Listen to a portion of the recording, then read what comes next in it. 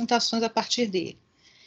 Esse objeto novo nesse cenário social, na minha pesquisa, é justamente as modificações que ocorreram no trabalho docente, que se torna algo pouco familiar para os professores que não trabalhavam assim antes e que passam a vivenciar desafios, né, muitos desafios ao lidar com essa questão. Então, como objetivo geral, investigar representações sociais de professores da educação básica acerca de trabalho docente no contexto da pandemia, a partir da análise retórica. Então, eu também não falei um pouco de mim, esqueci de me apresentar, né? Eu sou professora numa instituição federal, onde leciono na educação básica, do 6º ano ao 1º ano do ensino médio, e eu vivenciei, né, todas essas dificuldades como professora e também em conversas com colegas, né, quando nós trocávamos ideias via WhatsApp, eu percebia o mesmo sentimento, né, entre meus colegas, aquele sentimento de e agora, né, como vai ser esse novo contexto, como vamos interagir com os alunos. E o ensino remoto emergencial, como passou a ser chamado esse ensino remoto, por ter sido implementado de forma muito repentina e sem planejamento, passou a ser também um grande desafio para todos nós. Eu acho que, nesse sentido, a ideia do meu projeto surgiu, então, a partir da minha própria experiência, né, do que eu estava vivendo, e principalmente na comunicação, que é um outro aspecto importante de Moscovici, né, quando ele desenvolve a teoria das representações sociais, ele mostra que as representações são construídas a partir da comunicação, das interações sociais. Então, as pessoas tentam compreender esse elemento novo, esse objeto novo, esse cenário diferente, à medida que elas trocam, né, informações e a partir do momento que elas constroem essas representações, considerando aí o conhecimento do senso comum, né, que é a grande, vamos dizer, inovação, talvez, no modo de estudar esse contexto, né, como o conhecimento social, o conhecimento do senso comum se estabelece nessas trocas.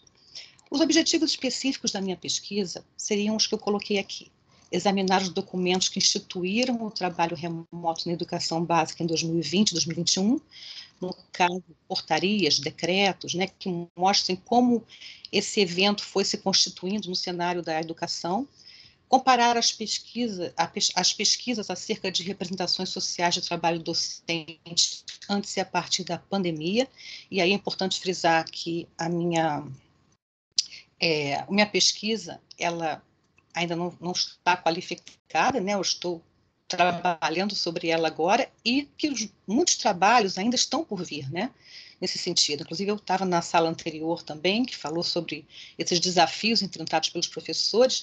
Muitos trabalhos estão em construção, então é importante que essa revisão literária seja feita. E eu vou também analisar os esquemas argumentativos da literatura recente acerca do impacto da pandemia para o trabalho docente na educação básica.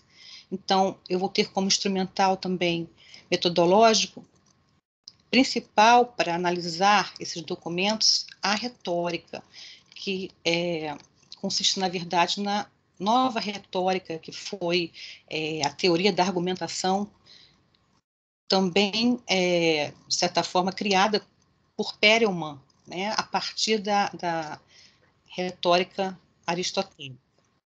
Como eu disse a vocês, o status da minha pesquisa se encontra em fase de qualificação e a revisão da literatura que permitirá escolher esse material discursivo mais adequado à análise retórica. Eu trouxe aqui a letra de uma canção, que fará parte do meu, no caso, do meu projeto também, porque ela traduz todo esse dilema enfrentado pelos professores. Essa letra foi escrita por uma professora do ensino superior, Stella Maris, em 2020, justamente naquele momento em que os professores vivenciavam essas dificuldades todas, no início, né, praticamente. E eu vou ler para vocês só para que vocês tenham uma ideia desses desafios e para mostrar a vocês também que será uma letra que vai ser utilizada no meu projeto. Vou confessar uma agonia, sou professora na pandemia. Desabafar a minha dor, pois desde março eu moro no computador. É Google Meet, é aula síncrona e assíncrona, é uma novela para compartilhar a tela, é o aluno que não liga o microfone, abre essa câmera e me diga o seu nome. Desabafar a minha dor, pois desde março eu moro no computador. É videoaula para inserir na plataforma, sedentarismo me deixou fora de forma. É profusão de links para reunião, é o maremoto chamado ensino remoto, desabafar a minha dor, pois desde março eu moro no computador. Essa letra ela é muito propícia para análise retórica, porque aí nós encontramos alguns elementos do discurso que ajudam a depreender ou compreender um pouco as representações sociais que estão sendo formadas acerca de trabalho docente. Por exemplo, quando ela fala que moro no computador, existe já uma metáfora aí que pode ser associada ao ensino remoto, ao computador enquanto, não ensino remoto, mas ao computador enquanto uma casa, né? Você foi transferido do espaço presencial para dentro de um computador. Então, essa canção, ela traz muitos elementos para essa análise e também tem muito a ver também com a questão das representações hegemônicas, que também procurarei também mostrar no projeto, que são aquelas representações que, na verdade, pertencem a um grupo como um todo, são sentidas por um grupo como um todo. E aqui também tem elementos da retórica, como a questão dela se dirigir a um auditório, em que ela procura conseguir a adesão desse auditório, que seria um auditório universal. São também elementos da teoria da argumentação. Então, meu referencial teórico, como eu disse a vocês, a teoria das representações sociais, de Moscovici, e a teoria da argumentação, de Perelman e Obrecht-Teca. Essas duas teorias, na verdade, vão se conjugar para que eu possa desenvolver a pesquisa, né? A teoria das representações sociais, mostrando que a partir de um objeto novo, um novo contexto social, pode afetar o sujeito, e a forma como ele afeta o sujeito é objeto das representações sociais que serão construídas a partir de então. E a teoria da argumentação, que é a nova retórica proposta por Perelman e Obrecht-Teca na teoria da argumentação, em que eles mostram como os elementos do discurso podem ajudar você a compreender as representações que estão implícitas nesse discurso. Por isso a importância de utilizar diferentes materiais discursivos nessa pesquisa. Então, a minha metodologia será selecionar diferentes materiais discursivos, como leis, decretos, artigos, dentre outros, e submeter esse material coletado à análise retórica. Eu vou estudar, então, os diferentes esquemas argumentativos presentes nesses materiais para, de certa forma, levantar quais seriam as possíveis representações sociais que estariam sendo implícitas nesses discursos, ou sendo, na verdade, demonstradas por esses discursos, né? Meu referencial teórico, então, são autores que trabalham tanto com a teoria das representações sociais e a teoria da argumentação. No caso, Moscovici, na sua obra seminal, A Psicanálise, Sua Imagem, Seu Público, onde ele inaugura a teoria das representações sociais, a partir da sua tese de doutorado. Também Celso de Sá, que trabalha muito sobre essa questão da teoria das representações sociais, que vai me ajudar também no projeto, e os autores que trabalham com a teoria da argumentação, Perelman e Obrecht-Teca, que escreveram o Tratado da Argumentação sobre a Nova Retórica, e outros autores como Tasso Mazzotti, que também elaboram muitos trabalhos a respeito da teoria da argumentação, sobre a análise retórica em si mesmo, né, que me ajudarão a compreender esses esquemas argumentativos e a poder estudá-los nesses materiais discursivos. Então, basicamente, esse é um projeto que está ainda em andamento, porque depende muito de revisão também de literatura, e foi iniciado esse ano, com o meu ingresso no mestrado, e a partir da minha experiência como professora também, vivendo todo esse conflito, né, esses desafios na minha profissão. Está em fase de qualificação e eu espero dar continuidade e conseguir fazer uma boa pesquisa que contribua, né, com os conhecimentos que estão sendo construídos a partir da pandemia. Então, basicamente é isso. Espero que eu tenha contribuído também para a nossa jornada de pesquisa da Estácio. Posso fechar a apresentação? Eu queria que deixasse aqui. Posso? Parabéns, Soraya. Parabéns pela coragem também de se apresentar logo no começo da pesquisa, né? Sei que não é fácil, às vezes a gente tem mais dúvidas do que certezas, né? Mas muito bom. Um incentivo da orientadora, então, através do incentivo, eu criei essa coragem. Parabéns. Obrigada. Parabéns, professora Cláudia. Quer fazer alguma colocação, professora? Não, é importante apresentar os projetos também de pesquisa, né? Isso contribui aí para a gente poder ampliar a discussão, né? Assistir outros trabalhos. Então, parabéns, Soraya, pela estreia. Professora. Muito bom. Eu vou pedir para as pessoas que tiverem perguntas que centralizem no chat e aí a gente faz ao final, pode ser? Aí juntamos todos os apresentadores e aí lemos as perguntas, tudo bem? Então, vamos para a próxima. Agora é a Luciene Moreira da Silva e é orientanda do professor André, né? Luciene está aí? Olá, boa tarde. Boa tarde. Então, eu sou a Luciene Moreira da Silva, eu sou mestranda do primeiro semestre em Educação. O professor André, ele vai passar o pôster para mim, porque eu estou com dificuldade na internet, está travando o tempo todo. Tudo bem. Ele vai colocar o pôster para mim, tudo bem? Você consegue ligar sua câmera? Porque quando eu ligo a câmera, trava a minha voz. Ah, tá eu bom. Estou... Normal. Então, fica à vontade. Eu estou aqui de Boa Vista, Roraima. A internet é por dia. Hoje está muito ruim. Tá bom. Fica à vontade. Tá bom? Pode apresentar. Boa apresentação. Tá bom, obrigada.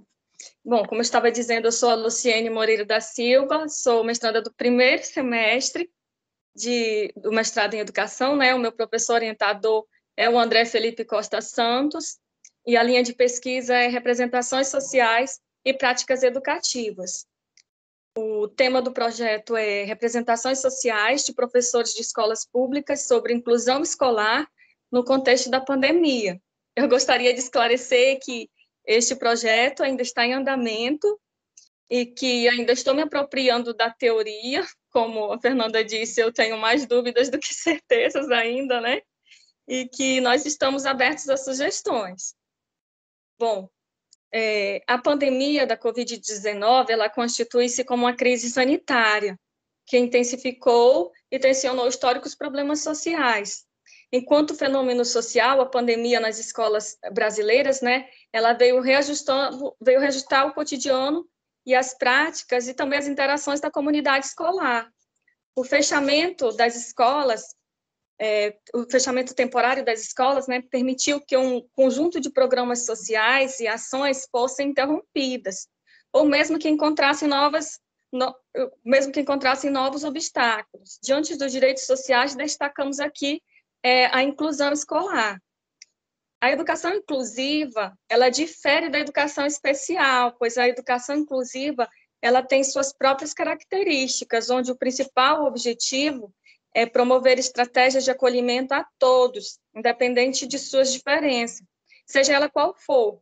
Já a educação especial, ela se refere a um público específico, a qual a legislação garante, além do acesso e permanência de pessoas com qualquer tipo de deficiência, elas também têm direito assegurado atendimento educacional especializado, como o conhecido AEE, né?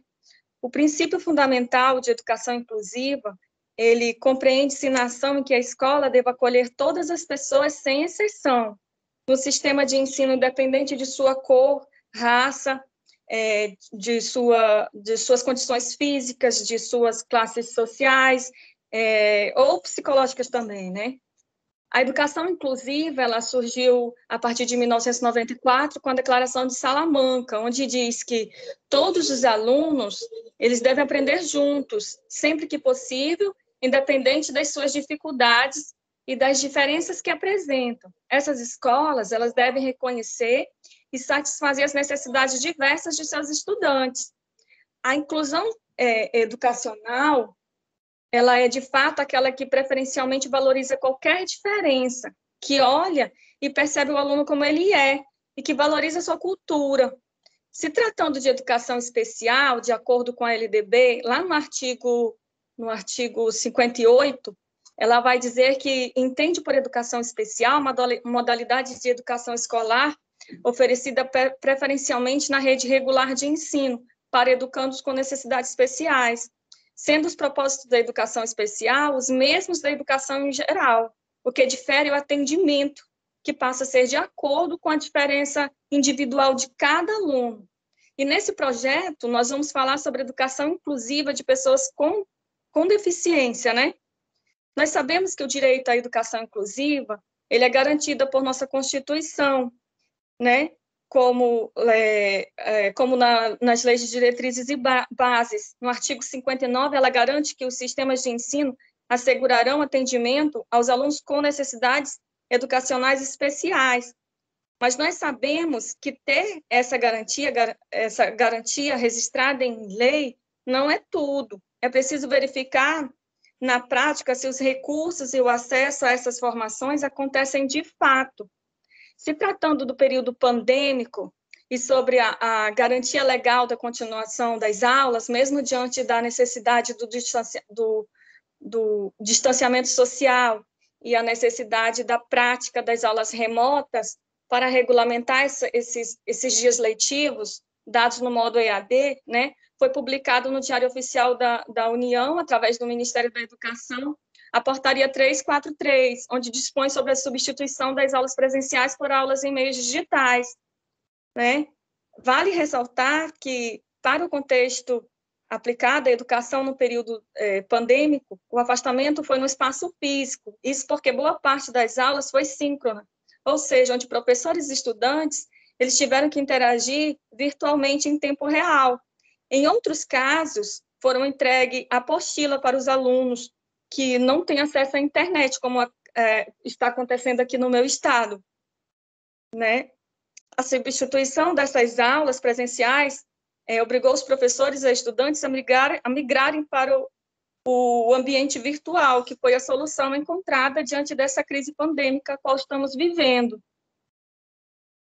O objetivo geral do trabalho é analisar as representações sociais de professores de escolas públicas sobre a inclusão escolar no contexto da pandemia. E os objetivos específicos é analisar as estratégias pedagógicas desenvolvidas no curso da pandemia para a educação escolar. O segundo específico é identificar as dificuldades desses professores para atuar em inclusão no ensino remoto. E o terceiro é indicar possíveis elementos representacionais dos professores sobre a inclusão escolar que estejam ocorrendo para a orientação de suas práticas de ensino no contexto pandêmico. Eu trouxe essas duas imagens que retratam o ensino durante a pandemia, né? O retorno à aula presencial, né? E os alunos usando máscara e aí interagindo uns com os outros. Para o nosso referencial teórico, nós empregamos a teoria das representações sociais, propostas por Sérgio Moscovici, a fim de analisarmos os desafios enfrentados por professores que atuam com alunos com deficiência no período da pandemia. Por ser considerado uma teoria que nos permite compreender os processos de transformação dos conhecimentos, que nos permite compreender os processos de transformação dos conhecimentos partilhados por um dado grupo acerca da realidade social, nós percebemos que tem sido cada vez mais necessário promovermos momentos de reflexões e discussões a respeito da inclusão escolar durante a pandemia. Jodelet, né, que faz parte do referencial teórico, ela diz que cada um adquire as crenças e os comportamentos estabelecidos e organizados na sociedade, e estes são gerados a partir da interação, da comunicação e das trocas. A partir daí vai se construir um sistema de normas compartilhadas.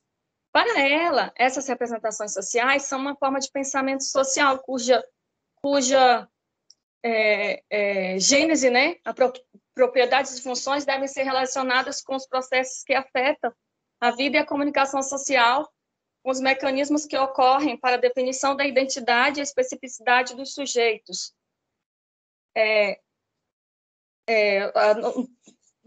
No nosso referencial teórico ainda, né, nós vamos falar do Brasil, que ele dá garantia do atendimento educacional especializado, né?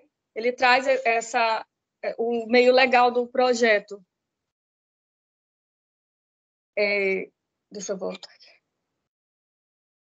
aqui.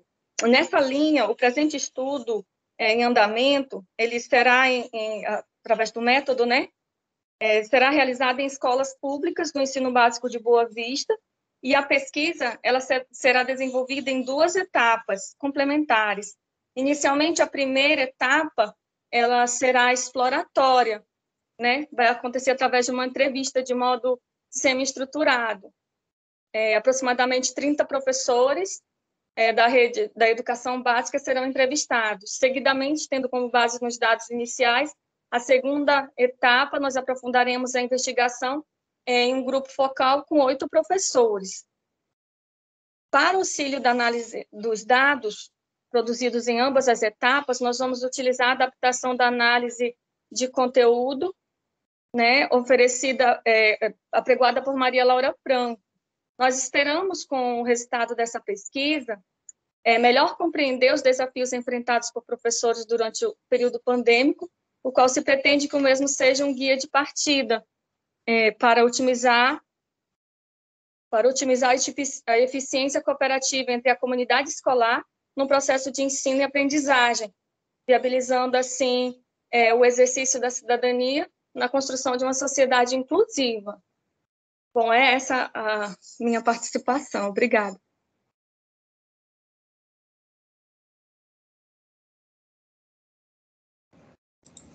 Muito bem. Professor André, quer fazer alguma colocação? Não, Fernanda, só parabenizar vocês, a Luciene também. Vocês estão estreando, então é sempre bom escutar vocês nesse processo de fazer o resumo, apresentar, escutar. Então, somente agradecer e parabenizar a escuta de todo mundo. Obrigado. Parabéns, Luciene. Então, agora a gente vai para o próximo. Então, a gente tinha invertido a ordem, né? Agora eu vou pedir para o Carlos fazer a apresentação dele. Boa tarde, professor. Tudo bem? Boa tarde. Tive um problema aqui com o meu post, travou e não consegui. Então, eu vou pedir para fazer a apresentação, tentar contextualizar nesses 10 minutos aí esse objeto da minha tese, né? Pode ser? Pode, se você quiser me encaminhar, também posso tentar compartilhar. Eu acho que eu vou atrasar. Eu falo, não tem problema, não vai me prejudicar. Tá ok. Fica à vontade. Meu nome, então, é Carlos Manuel do Nascimento. Eu tenho formação jurídica e tenho mestrado e doutorado. Alô? Me ouvem? Sim. Tá. E estou fazendo esse doutorado em educação. Então, o objeto da minha tese, junto com a professora Inês Barbosa, é exatamente estabelecer um link, né, entre a concretização de direitos fundamentais na educação através do controle judicial de atos administrativos. Então, é exatamente o tema que eu me proponho a fazer uma síntese nesses minutos aqui, nessa quarta jornada. Então, começo falando que, em verdade, quando falamos em implementação de políticas públicas, temos que essas implementações elas se dão, né, pelo poder público através de seus atos administrativos. E é exatamente através do judiciário, quando faz esses controles administrativos, é que podemos ou não atingir o objetivo de concretizar esses direitos fundamentais.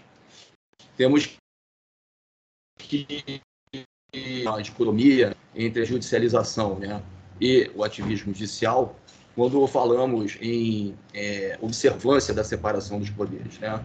Essa separação de poderes, já contextualizada idealizada por Aristóteles, onde o executivo, o legislativo, né, e o judiciário já eram separados, mas nas mãos de uma única pessoa que os desenvolvia, né? E foi com Montesquieu, no Espírito das Leis, que permaneceu essa ideia de separação dos poderes, porém divididos, né? Não obstante harmônico e independentes entre si. Eu faço essa contextualização para ingressar exatamente no objeto do que seria pôster, dentro desse controle judicial de ato administrativo, dentro, né, das situações na pandemia. Aqui no Rio de Janeiro houve uma situação fática em que houve um decreto já ainda no meio da pandemia, com riscos elevadíssimos de contaminação, em que o decreto municipal dizia em suas letras que os professores, né, deveriam retornar, né, para as salas de aula. E o retorno dos alunos seria facultativo. Isso gerou uma certa polêmica, porque, na verdade, tínhamos aí uma imbricação de direitos fundamentais. E quando isso acontece, né, deve prevalecer aquilo que se faz mais incisivo, mais intenso. E, no caso, o que deveria prevalecer era exatamente o direito fundamental à saúde, né? Tanto dos alunos quanto dos professores. Bem, esse ato ele foi rechaçado, ele foi questionado, né, quando se buscou o judiciário, né, e o ativismo judicial é exatamente isso, quando se busca o judiciário para que ele reveja um ato ou do legislativo ou do executivo, né, para que se implemente da melhor forma, né, tentando concretizar direitos fundamentais, e quando se buscou o judiciário para se fazer o controle desse ato administrativo, se teve uma resposta em primeira instância em que o controle foi feito exatamente no sentido de que deveria, né, os professores também não deveriam ser obrigados a retornar à sala de aula em razão do alto risco de contaminação, né? Então, havia aí uma desigualdade de tratamentos, né? Uma desigualdade de observância em relação a esses direitos fundamentais, porque para os alunos seria facultativo.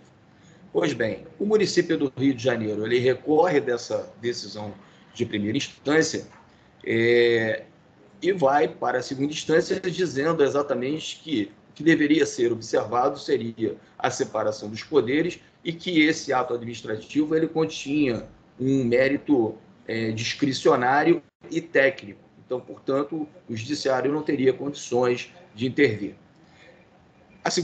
O Tribunal de Segunda Instância aqui no Rio de Janeiro, ele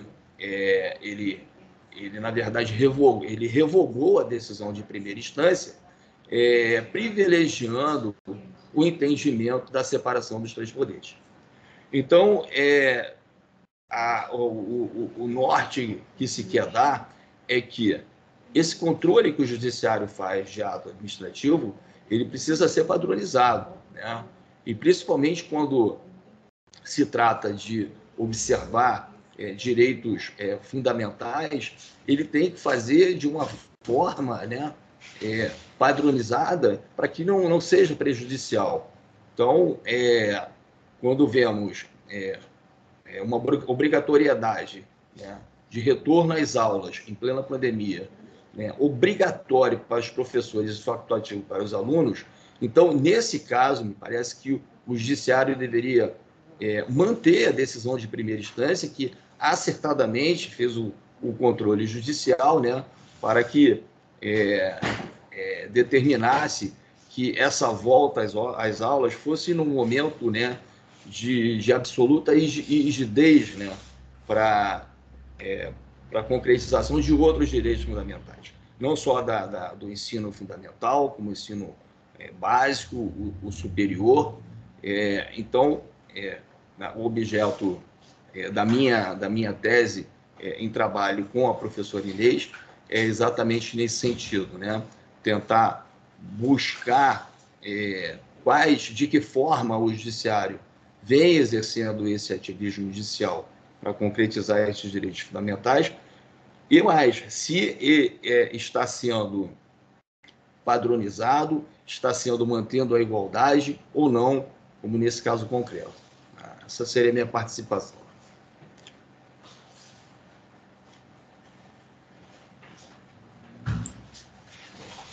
Muito bem, parabéns, Carlos, pela apresentação. Você também é aluno do mestrado? Eu sou doutorando. Aqui na Unesp também, né? Eu fiz o doutorado em Direito aqui na Estácio mesmo, e estou fazendo agora o doutorado em Educação. Ah, que bacana! Estou no segundo ano, Nossa, corajoso, 2 doutorados. Parabéns, parabéns. E nada mais, ninguém menos que a professora Inês pela frente aí. Bem corajoso. Parabéns. Obrigado. Imagina. Eu pedi para o pessoal, então, colocar as perguntas. Quem tiver perguntas, eu acho que a gente vai ter um tempinho no final, tá bom? E nós vamos, então, para o último trabalho, que é da Elaine. Eu já vi que a Elaine está aí. Representações sociais sobre soberania alimentar e suas contribuições para a educação. Elaine Cristina Pereira e a orientadora a professora Patrícia Ortiz, né? Boa tarde. Boa tarde. Eu sou doutoranda da Estácio, estou no meu primeiro semestre, então essa apresentação vai ser de um projeto que está em andamento, junto com a professora Patrícia, e na linha de pesquisa de representações sociais e práticas educativas. Então eu vou compartilhar com vocês o meu pôster.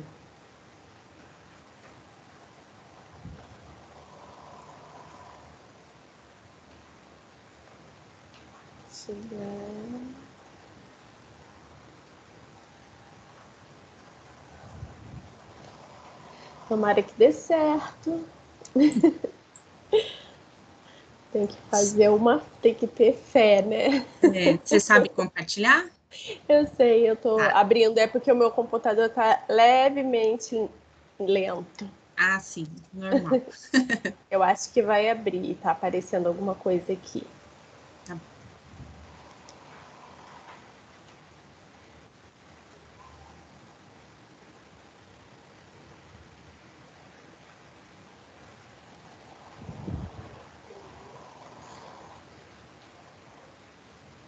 Abriu? Apareceu? Tá aparecendo, tá carregando, acho que já vai aparecer. Tá.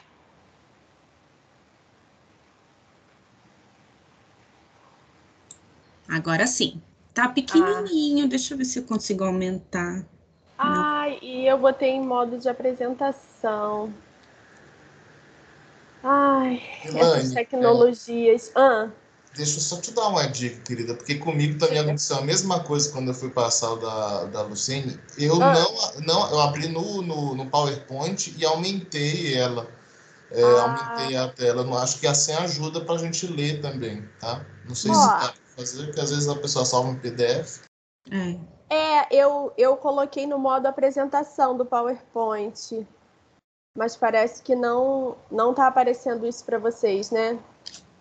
Ele tá aparecendo, mas ele tá bem pequeno. Eu não sei se você, talvez tirando do modo apresentação e ampliando, não sei se foi isso que o professor quis dizer. É isso? Eu acho. É colocar o zoom? Isso. Talvez, né? Isso. Deixa eu ver aqui. aumentar aqui. Qual foi a porcentagem que o senhor colocou, professor? Elaine, eu só abri ele no PowerPoint, Flor, e aí eu fui aumentando naquela... Ah, sim. É porque o meu PowerPoint é Ó, daqueles... eu botei de 35%, tá aparecendo maior para vocês? Não, mas aí você tem que parar de compartilhar esse e compartilhar a sua tela, Flor. Ah, sim. Peraí, vamos lá.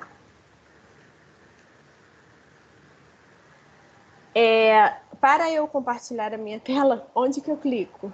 Você vai na clicar tela, na né? setinha lá, setinha para cima, isso. Aí agora a tela. Aí você aperta, vai no PowerPoint, lá embaixo. Seu. Não, Sim. o que está minimizado. Isso, agora já Foi? vem grande. Foi. Tá muito grande, exageradamente, ou tá legal? Olha, eu vou falar por mim, eu não posso falar pelos outros. Eu sou cego, então quanto maior, melhor. Então tá bom, gente. Vamos então pela ideia de que todos poderão enxergar, né? Mas aí você vai mexendo de acordo com o que você vai falando, porque aqui a gente só vê a Só a introdução. e umas mãos, umas castanhas.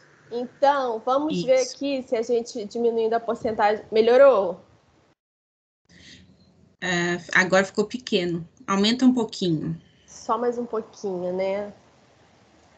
Vamos lá, 5%, vamos ver. Agora. Isso, Como é que tá? Isso, aí conforme você for falando, você vai abaixando, tá? Ah, tá ótimo. Perfeito. Então, essa pesquisa pretende... a gente pretende pesquisar, né, sobre as representações sociais, sobre a soberania alimentar e suas contribuições para a educação. Então, vem trazendo também esse contexto da pandemia, né, que é um fenômeno bem atual e mexeu com toda a sociedade, né? Então, eu vou trazer, assim, o tema e o que inspirou esse tema, né? Desde que nos deparamos com o fato de nossas vidas serem reviradas ao avesso pela pandemia mundial do novo coronavírus, temos visto a demanda do aumento da fome saltar aos nossos olhos, atingindo de forma direta nossas comunidades escolares. Diante da urgência da questão, o projeto Raízes, que nasceu do movimento dos pequenos agricultores, que é o MPA, e é um dos mais importantes movimentos do campesinato no Brasil, é uma das opções para o enfrentamento dessa discussão. O objetivo do projeto Raízes é trazer comida saudável do campo para a cidade de forma minimamente acessível e, a partir disso, contribuir no combate à fome, pois semanalmente comunidades do Rio de Janeiro em risco alimentar são contempladas com cestas de alimentos orgânicos ou agroecológicos. Então, os objetivos são: o objetivo geral. Essa pesquisa tem como objetivo geral compreender as representações sociais sobre soberania alimentar e suas possíveis contribuições para a educação, principalmente a educação no campo, que é onde a gente pretende concretizar a pesquisa, né? E um dos objetivos específicos é conhecer o perfil sociodemográfico dos sujeitos da pesquisa. Temos muitas coisas em mente ainda, né?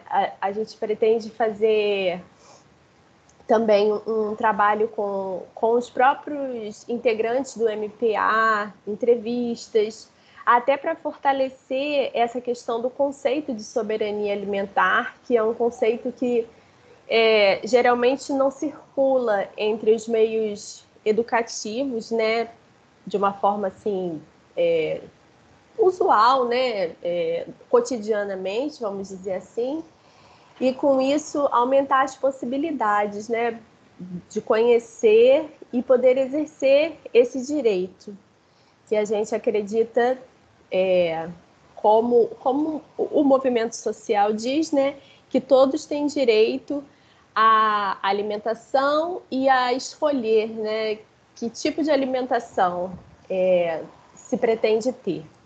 Elaine, agora modifica um pouquinho a tela para a gente ver os objetivos.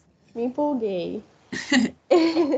O referencial teórico, vamos começar buscando, não sei se se pronuncia assim, Burlandi, Jodelet, Moscovici, os autores que vão nos dar a base, né, para falar sobre essas representações sociais, e outros autores que ainda pretendemos colocar no nosso referencial teórico, né?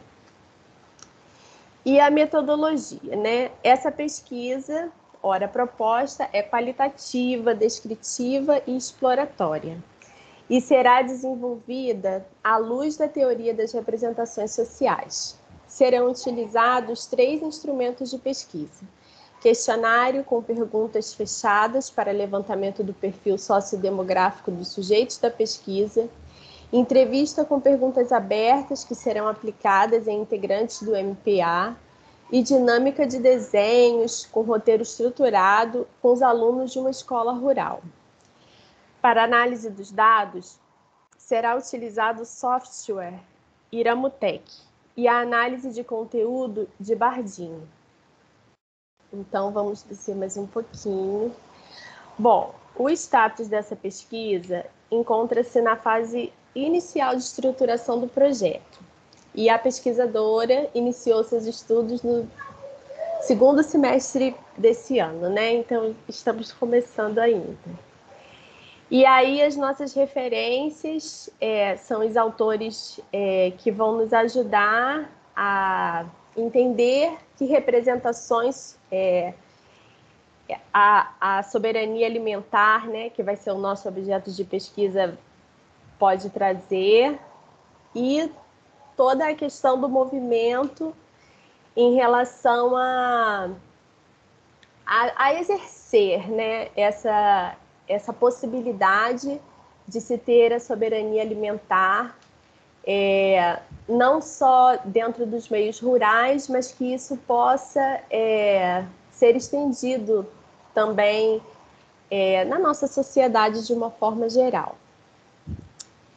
Então é isso. Se alguém tiver alguma pergunta, queria agradecer a todos. Muito bem. Parabéns também pela apresentação. Obrigada. Pela coragem, né? Todos começando, já são bem corajosos. Parabéns.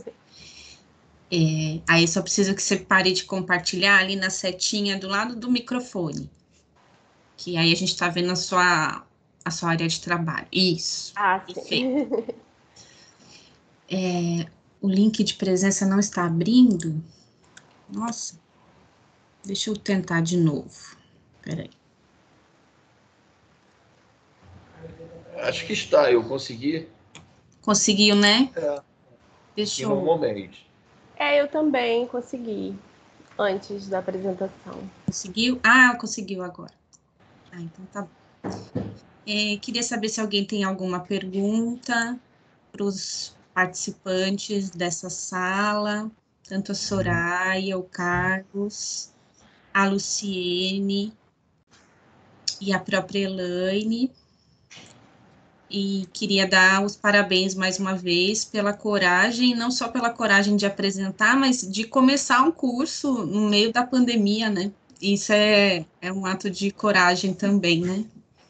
De não deixar para depois, porque se depois a gente não sabe quando que chega, né? Então, tá aqui o Carlos, professor André, quer fazer alguma colocação, professor? Não, só para, não é nem fazer uma colocação muito breve, pessoal. Parabéns de novo para todo mundo que apresentou.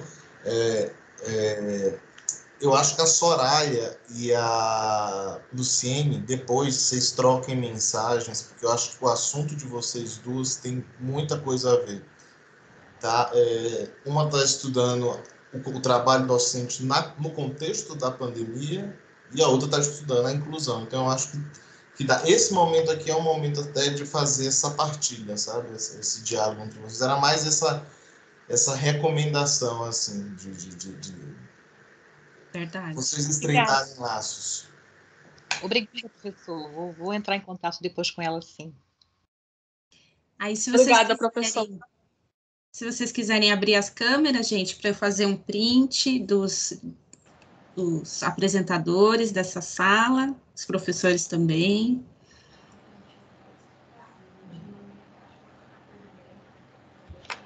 Ai, que bom.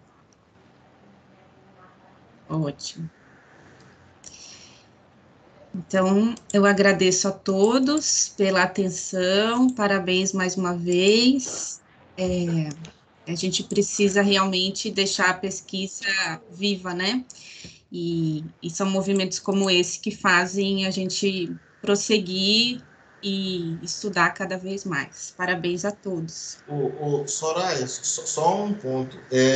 Eu não sei, a professora Cláudia certamente já deve ter te indicado, se já passou de novo, é só mesmo para reforçar. Tem um autor que eu e a Lucina a gente está usando, que é o Boaventura Souza Santos. Ele tem uns textos sobre a pandemia. Eu acho que vale a pena dar uma lida assim, despretensiosa, porque às vezes a Cláudia nem usa, mas assim, dá uma comentada com ela e tudo mais, porque a nossa dificuldade nesse dado momento é porque tem poucos textos sobre a pandemia no entendimento teórico. Tem muito artigo sendo produzido por comentadores, mas teóricos grandes pensando, tem poucos. Tem um do Zinzek também que saiu, mas aí eu tenho teu contato, qualquer coisa eu te mando. Mas assim, veja com Cláudia também, porque Cláudia A professora Cláudia é muito aberta às contribuições, ela sempre me pede para falar com os professores, caso tenham contribuições para me enviar. Então, já fica aqui um pedido ao senhor, professor. Seria muito bom. Perfeito. Era isso, pessoal, da minha parte.